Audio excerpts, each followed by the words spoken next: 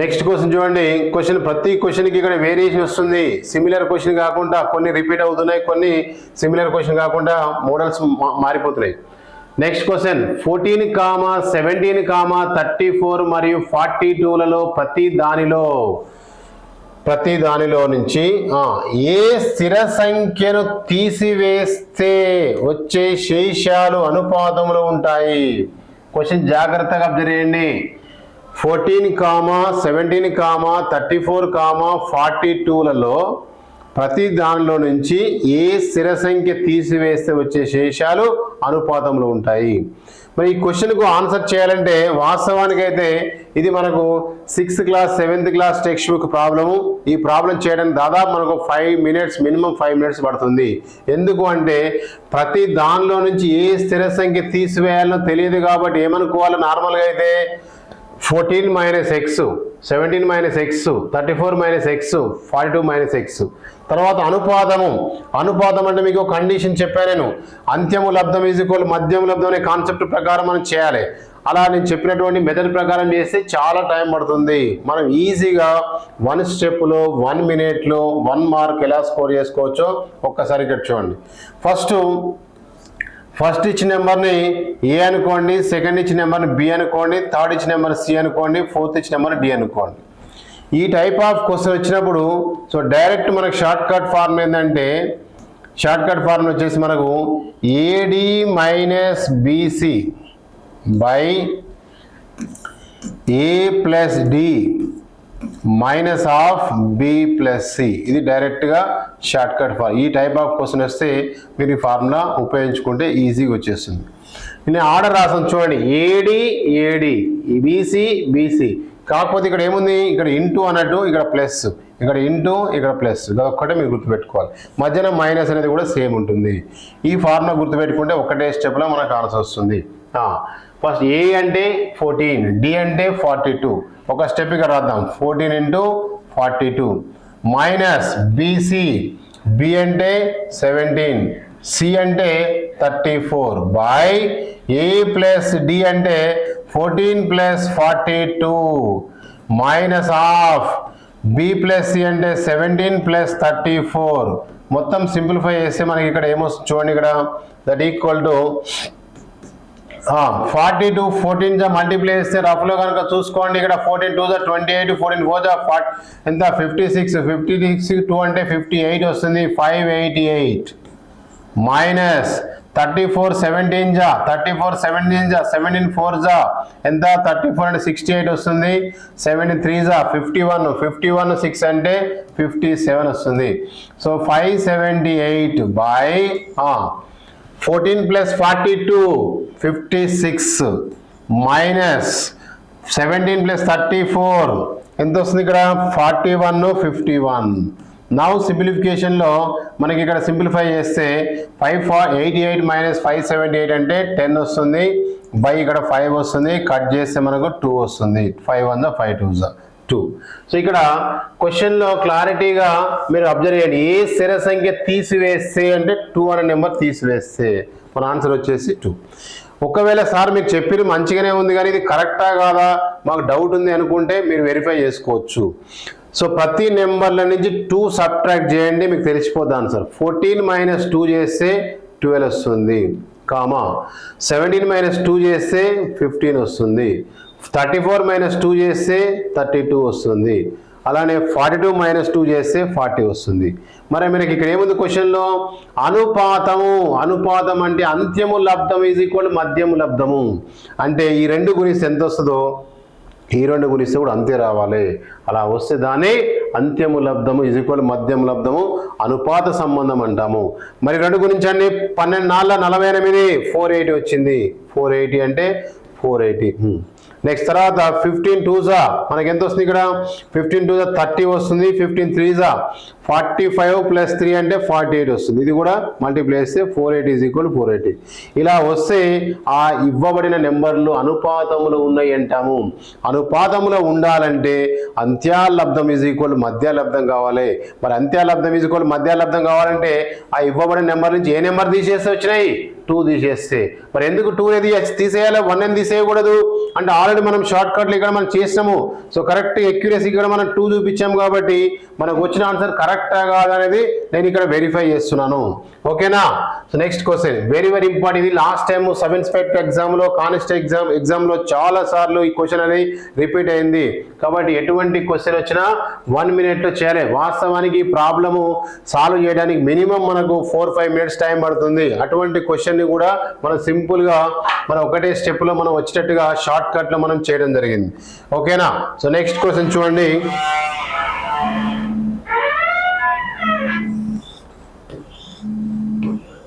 Next question వచ్చేసి మనకు 12th question వచ్చేసి 5, 8, 15లకు చతుర్థ అనుపాత సంఖ్య 4th ప్రపోర్షనేట్ వాస్తవానికి మనకు ప్రపోర్షనేట్ కు ఫార్ములాస్ ఉన్నాయి ప్రథమ అనుపాతము ద్వితీయానుపాతము తృతీయానుపాతము చతుర్థానుపాతం అనే కాన్సెప్ట్స్ ఉంటాయి దాన్ని బేస్ చేసుకుని ఇక్కడ ఇవ్వడం జరిగింది సో మనం ఏమనుకోవాలంటే 5, 8, 15, x నాలుగోదాన్ని ఏమనుకోవాలి మనం చతుర్థానుపాదాన్ని x అనుకుంటున్నాము సో మరి ఎప్పుడైనా అనుపాతము అనే కాన్సెప్ట్ వచ్చినప్పుడు మనకు అక్కడ ఫార్మ్ ఏంటి అంటే అంత్యాలబ్ధము ఈజ్ ఈక్వల్ టు మధ్యాలబ్ధము అనే కాన్సెప్ట్లో మనం వెళ్ళాలి సో ఇక్కడ చతుర్థ అనుపాతం కనుక్కోమని కాబట్టి చతుర్థ అనుపాతాన్ని మనం ఏమనుకున్నాం x అనుకున్నాం మరి అనుపాతానికి సంబంధం ఏంది సూత్రం ఏంది అంటే అంత్యాలబ్ధం ఈజ్ ఈక్వల్ టు మధ్యాలబ్ధం అంటే ఏమొస్తుంది జనరల్గా మనకు 5 into x is equal to 8 into 15 so now simplify చేస్తే 5 1s 5 3s so x is equal ఏమొస్తుంది 5 1s 5 3s కట్ అయిపోతే 8 3s 24 x ఈజ్ ఈక్వల్ ఎంత అంటే 24 సో ఇచ్చిన ఆప్షన్ ఎక్కడ ఉంది option B is the correct answer మరి కరెక్ట్ మీ కింద ఇక్కడ నోట్ అని రాస్తున్న చూడండి ఫార్ములా నోట్ గమనిక సో ఎప్పుడైనా అనుపాతానికి సూత్రం ఏంటి అంటే A comma B comma C comma డీలు అనుపాతములో ఉంటే వాటి మధ్య సంబంధానికి సూత్రం ఏంటి అంటే AD is equal to BC ఇది ఫార్ములా సో ఈ ఫార్ములా దృష్టి పెట్టుకొని ఇక్కడ మనం ప్రాబ్లం చేయడం జరిగింది కాబట్టి ఖచ్చితంగా అక్కడ చతుర్థానుపాతం కనుక్కోమన్నా ప్రథమానుపాతం కనుక్కోమన్నా ద్వితీయానుపాతం కనుక్కోమన్నా తృతీయానుపాతం కనుక్కోమన్నా మీకు ఏది అడిగినా ఈ నాలుగిట్లో ఖచ్చితంగా ఈ ఫార్ములాని యూజ్ చేసుకోవాలి కాబట్టి ఈ కాన్సెప్ట్లో మనం ఈ ప్రాబ్లం సాల్వ్ చేయడం జరిగింది option B is the correct answer so next question చూడండి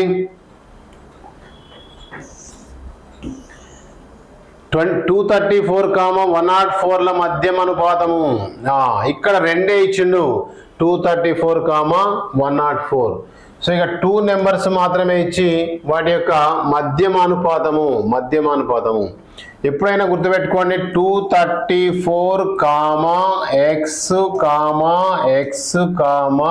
104 మధ్యమానుపాతం అన్నప్పుడు ఖచ్చితంగా ఇలా తీసుకోవాలి మధ్యన 2 x లాగా తీసుకోవాలి ఎందుకంటే యాక్చువల్గా అయితే మనకి ఎన్ని నెంబర్స్ ఇవ్వాలి 4 నెంబర్స్లో ఒక నెంబరే మిస్ చేయాలి ఒకటే నెంబర్ మిస్ చేయాలి కానీ ఇక్కడ 2 నెంబర్స్ మిస్ చేసిండు 2 నెంబర్స్ మిస్ చేసి మధ్యమానుపాతం అడిగినప్పుడు ఖచ్చితంగా మధ్యన ఉన్నటువంటి వాటినే x అని అజ్యూమ్ చేసుకోవాలి కాబట్టి 234, x, 104 ఇప్పుడు అంత్యాలబ్ధం ఈక్వల్ మధ్యాలబ్ధం అనే కాన్సెప్ట్ ప్రకారం ఏమొస్తుంది x into x square is equal to 234 into 104 now simplification x square is equal to ఇక్కడ మనము ఏం రాసుకోవచ్చు అంటే వాస్తవానికి ఇక్కడ మీరు మల్టిప్లై చేసుకోవడం అనేది చాలా బిగ్ టాస్క్ వీటిని మల్టిప్లై చేస్తే మనకు చాలా పెద్ద వాల్యూ వస్తుంది అయినా మనం ట్రై చేద్దాము ఇక్కడ జనరల్గా మీరు చూడండి right x square equal to మనకి ఇక్కడ వాల్యూ ఏముంది అంటే 234 into 104 అంటే మల్టిప్లై చేస్తే బిగ్ వాల్యూ వస్తుంది దానికి మళ్ళీ స్క్వేర్ రూట్ కనుక్కోవాలంటే చాలా రిస్క్ అవుతుంది కాబట్టి నేను ఒక ఈజీ మెథడ్ చెప్తాను చూడండి ఇక్కడ దీన్ని ఏమని రాసుకోవచ్చు అంటే x square is equal to 234ని మనము 4 టేబుల్లో కానీ అంటే స్క్వేర్ వచ్చి టేబుల్గా మనం డివైడ్ చేసుకోవాలి 4 టేబుల్ డివైడ్ చేస్తే 4 into చెప్పండి 4 5s 20 4 టేబుల్లో మనకు కట్ కావట్లేదు 4 టేబుల్ వచ్చేసి మనకు చాలా బిగ్ వాల్యూ వస్తుంది ఇక్కడ సరే ఒక స్టెప్ ఇక్కడ చూడండి ఎక్స్ స్క్వేర్ ఈక్వల్ టు 234 కదా. X is equal to under root of దీన్ని 2 టైప్స్లో మనం మల్టిప్లై చేసుకో. 4 టేబుల్ కానీ 16 టేబుల్ కానీ. 4 టేబుల్ అయితే 4 5 20 కట్ కావట్లేదు. 5 టేబుల్ అయితే 5 4 20 కట్ కావట్లేదు. తర్వాత 6 టేబుల్ అయితే 6 3 18 5 4 6 3 18 5 4 అంటే 6 7 54 6 8 54. మరి స్క్వేర్ రూట్ వచ్చినట్టు రాసుకోవాలి. ఇలా స్క్వేర్ రూట్ లేదా ఇందులో మీరు రెండింటిని మల్టిప్లై చేస్తే మనకి ఏమొస్తుంది, ఫర్ ఎగ్జాంపుల్ మల్టిప్లై చేస్తే చాలా బిగ్ వాల్యూ వస్తుంది. ఈ ప్రాబ్లాన్ని మళ్ళీ ఒకసారి మనం డిస్కస్ చేద్దాము. ఈ క్వశ్చన్ని, ఇది లెంతీ క్వశ్చన్ని మళ్ళీ డిస్కస్ చేద్దాం. దీన్ని నెక్స్ట్ క్వశ్చన్,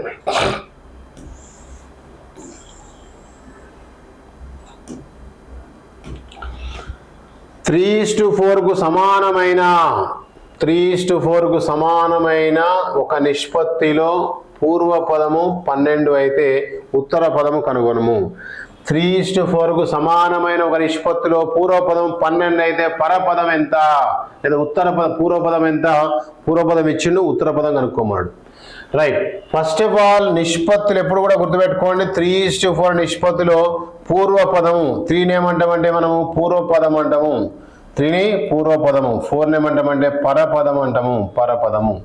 మరి ఇక్కడ పూర్వపదము నిష్పత్తి నుంచి బయటకు వచ్చినప్పుడు 3:4లో నిష్పత్తి నుంచి బయటకు వస్తే 3x అని రాసుకోవాలి.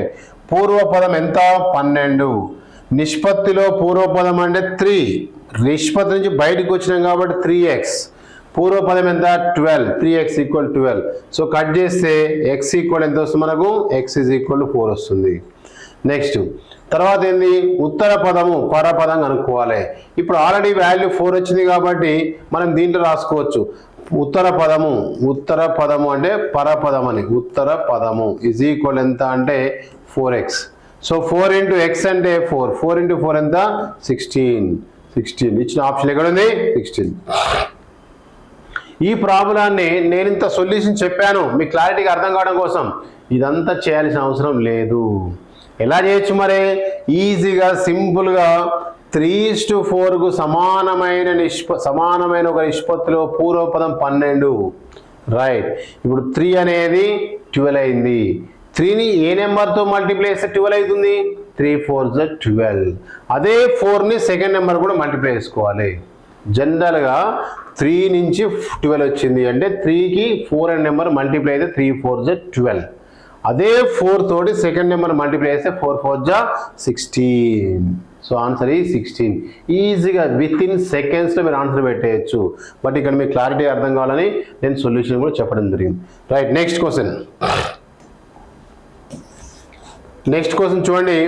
3 కార్ల యొక్క వేగాల నిష్పత్తి 5:4:6. అవి ఒకే దూరాన్ని ప్రయాణించే కాల పరిమితుల నిష్పత్తి ఎంత?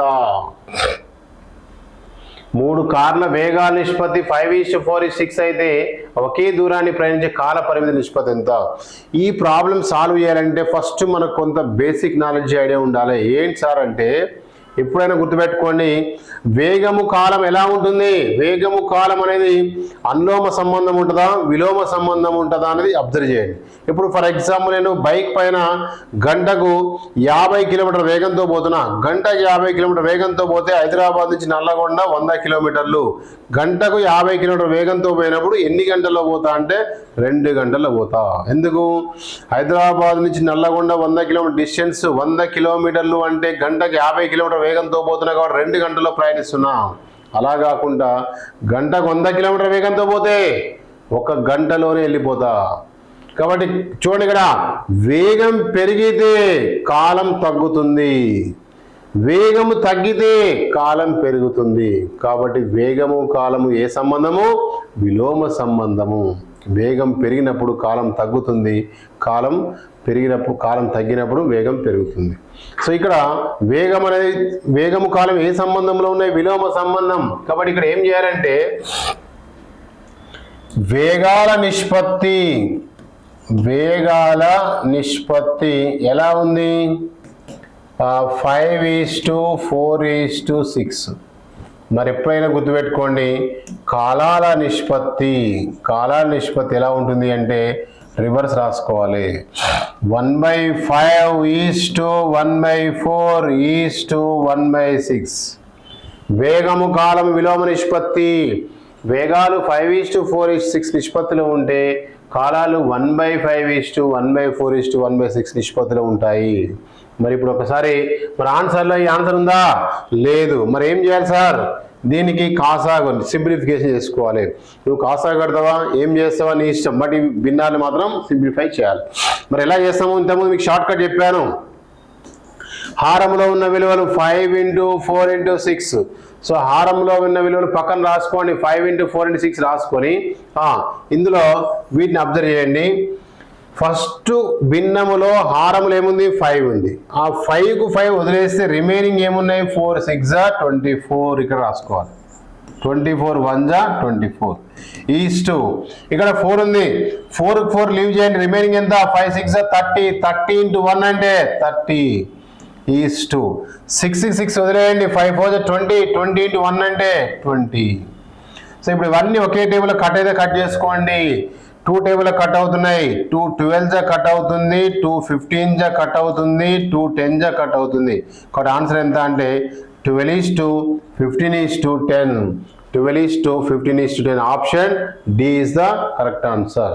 ఇలా మనము ఇంత పెద్ద ప్రాబ్లాన్ని కూడా మీరు కరెక్ట్గా అర్థం చేసుకుంటే 1 మినిట్ లోపు చేయొచ్చు. ఈ క్వశ్చన్లో ఉన్న మెయిన్ లాజిక్ ఏంటి అంటే కాలము వేగము విలోమ సంబంధం అని కనుక మీకు తెలిసి ఉంటే ప్రాబ్లం చాలా ఈజీ. లేదు సార్ మాకు తెలియదు అనుకుంటే ప్రాబ్లం మీరు చేయలేకపోతారు. డెఫినేషన్ బేస్ చేసుకొని ఇచ్చినటువంటి క్వశ్చన్ ఇది. లాస్ట్ టైం మనకు సబ్ ఇన్స్పెక్టర్ ఎగ్జామ్లో 2014లో 16లో సబ్ ఇన్స్పెక్టర్ ఎగ్జామ్లో కానిస్టేబుల్ ఎగ్జామ్లో ఇటువంటి క్వశ్చన్ చాలాసార్లు రిపీట్ అయినాయి. కాబట్టి ఈ క్వశ్చన్లో ఉన్న మెయిన్ లాజిక్ వేగం కాలం విలోమ సంబంధం అనే కాన్సెప్ట్. నెక్స్ట్ క్వశ్చన్ చూడండి. 8:5 నిష్పత్తిలో బాలురు బాలికల కల కాలేజీలో బాలికల సంఖ్య 160 అయితే బాలుర సంఖ్య ఎంత? మొత్తం విద్యార్థుల సంఖ్య ఎంత? 8:5 అని నిష్పత్తిలో బాలురు బాలికల గల కాలేజీలో బాలికల సంఖ్య 160 160. బాలికల సంఖ్య 160 అయితే మొత్తం విద్యార్థుల సంఖ్య ఎంత? సింపుల్ క్వశ్చన్ చూడండి. ఇక్కడ చాలా ఈజీ క్వశ్చన్. ఇంతకుముందు మనం ఒకటి చేసాం కదా, పూర్వపదం ఇచ్చి పరపదం కనుక్కోమన్నాడు. అదే కాన్సెప్ట్. కాకపోతే ఇక్కడ నేమ్స్ అక్కడ పూర్వపదం పరపదం అడగకుండా విద్యార్థుల సంఖ్య ఇచ్చి దాని నుంచి బాయ్స్ అండ్ గర్ల్స్ రేషియో ఇచ్చి ఆ బాయ్స్ గర్ల్స్ కనుక్కోమన్నాడు. Right. So first of all ఇక్కడ బాయ్స్ గర్ల్స్ ఏ రేషియోలో ఉన్నారు? సో బాయ్స్ గర్ల్స్ ఏ రేషియోలో ఉన్నారంటే 8:5 రేషియోలో ఉన్నారు. మరి ఇందులో బాలికల సంఖ్య 160 అంటే girls 5 place in the place of 5 girls 5 ఇచ్చాడు. 5 ప్లేస్లో మనకు 160 అయితే మొత్తం విద్యార్థుల సంఖ్య ఎంత? మన నోట్ లెక్క మీరు ఒక్కసారి ఇక్కడ చూడండి. గర్ల్స్ 5 భాగాల విలువ 160 అయితే మొత్తం విద్యార్థులు ఎంతమంది? మొత్తం విద్యార్థి 8 + 5 ఈజ్ ఈక్వల్ ఎంత? 13. సో 13 భాగాలకు ఎంత? సింపుల్. ఇక్కడ కూడా సూత్రాలు లేకుండా ఫార్ములాస్ లేకుండా ఎటువంటి XY లేకుండా ఈజీ మెథడ్లో మనం చేస్తున్నాము. బాలికల సంఖ్య 160 రేషియోలో బాలికలు ఎంత ఉన్నది? 5. 5 భాగాల విలువ 160 అయితే మొత్తం భాగాలన్నీ. సో 8 + 5 ఎంత? 13 భాగాలకు ఎంత? మరి ఈ నెంబర్ కంటే నెంబర్ ఎక్కువ ఉంది, ఎక్కువ వస్తుంది. ఎక్కువ వస్తుంది కూడా సూత్రం ఎక్కువ బై తక్కువ 13/5 ఇంటూ 160. సో కట్ చేస్తే మనకి ఏమొస్తుంది? ఇక్కడ 5 టేబుల్ కట్ చేస్తే 5 1 5 3 15 5 2 10. రిమైనింగ్ మల్టిప్లై చేస్తే 13 2 26 13 3 39 2 అంటే 41. సో 416 ఇచ్చిన ఆప్షన్లో 416 ఎక్కడ చూడండి. Option D is the right answer. ఇలా సింపుల్ క్వశ్చన్ మనకు ఇది కూడా ఎగ్జామ్లో వచ్చినటువంటి క్వశ్చన్. Next question.